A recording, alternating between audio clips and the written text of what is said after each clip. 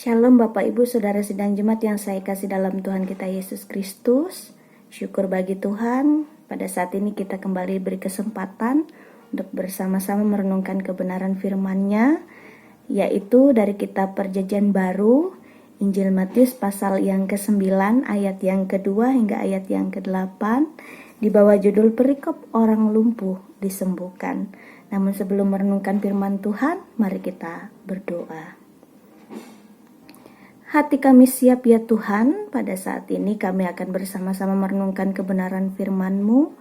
Tuntun kami supaya kami dengan segala kerendahan hati dapat menerima pengajaran, dapat menerima didikan, supaya kami boleh menjadi sehat secara jasmani, terlebih kami juga sehat secara rohani.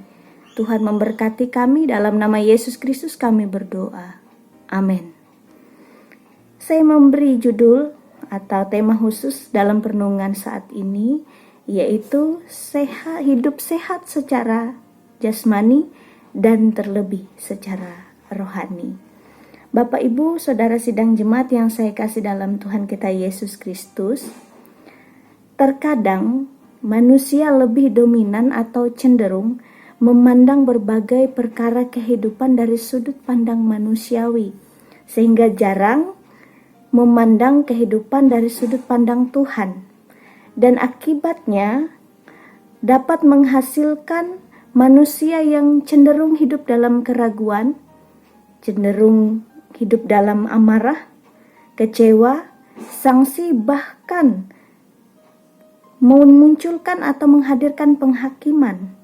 Dan salah satu gambaran konkretnya adalah dari firman Tuhan yang diperhadapkan saat ini bagi kita, di mana para ahli-ahli Taurat memandang tindakan penyembuhan yang dilakukan oleh Yesus terhadap orang lumpuh sebagai tindakan menghujat Allah, ketika sebelum tindakan penyembuhan itu dilakukan, Yesus terlebih dahulu menyatakan pengampunan dosa. Karena pada saat itu para ahli Taurat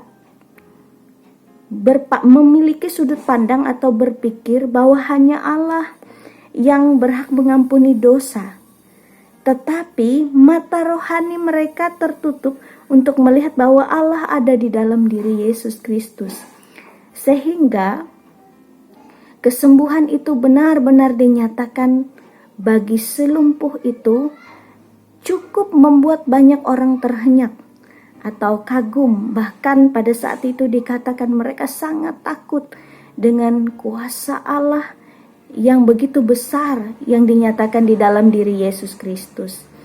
Nah, dari hal ini ada beberapa hal yang ingin dinyatakan. Yesus sebenarnya melewati penyembuhan yang ia lakukan terhadap orang lumpuh ini.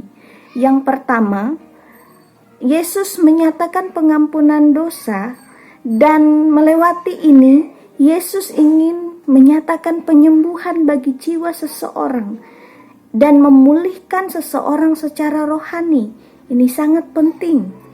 Dan kemudian yang kedua, Yesus menyembuhkan secara fisik. Dan melalui kedua hal ini sekaligus Yesus ingin memperlihatkan atau menunjukkan otoritas Allah di dalam diri Yesus Kristus dan menegaskan pentingnya sehat secara jasmani, terlebih lagi sehat secara rohani. Tuhan menginginkan manusia memiliki kehidupan yang seimbang, Bapak Ibu Saudara sidang jemaat yang saya kasih dalam Tuhan.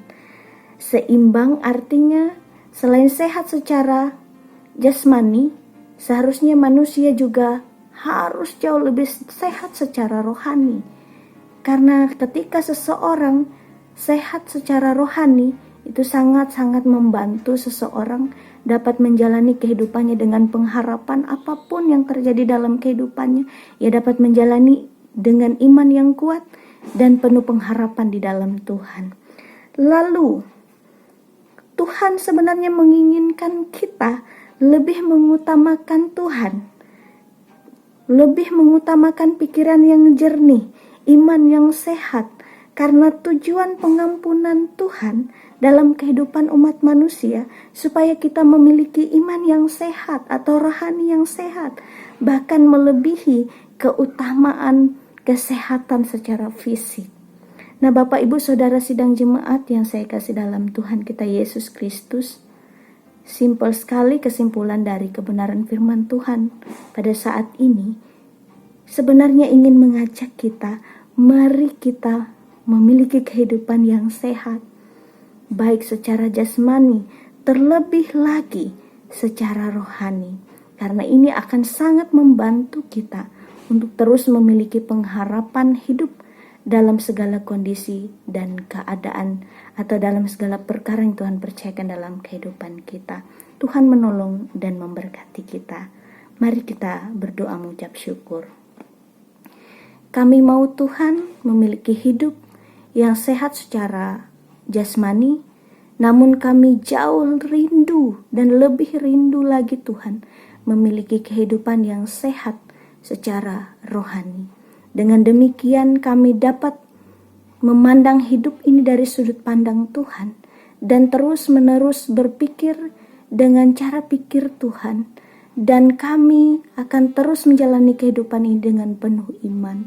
Tuhan yang memulihkan kami, Tuhan yang menyembuhkan kami, Tuhan yang memberkati kami dan memampukan kami melakukan kebenaran firman-Mu. Dalam nama Yesus Kristus kami berdoa dan mengucap syukur. Amin. Tuhan menolong dan memberkati kita melakukan kebenaran firman-Nya. Shalom.